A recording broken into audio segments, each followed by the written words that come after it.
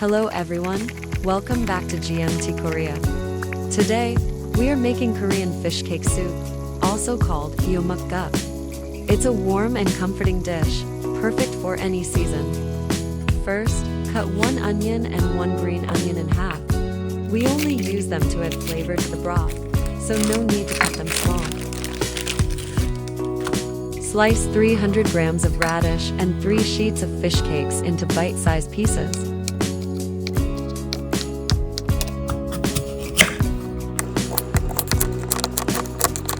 In a pot, add 1 liter of water, the onion, green onion, and radish. Cover and simmer for about 30 minutes to make a deep broth. After 30 minutes, check the broth.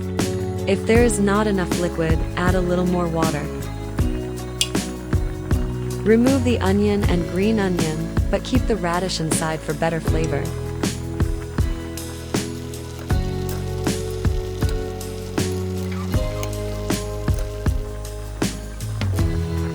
Now, add the sliced fish cakes into the broth.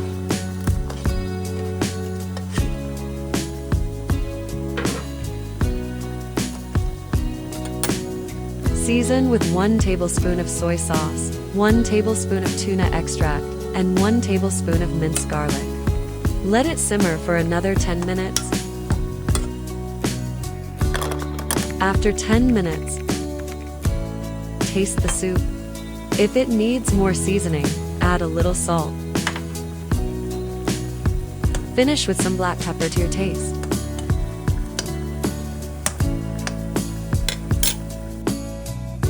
And that's a Korean fish cake soup. Simple, healthy, and full of flavor. I hope you try this recipe at home. Don't forget to like, subscribe, and join me again here on JMT Korea for more Korean recipes. See you next time.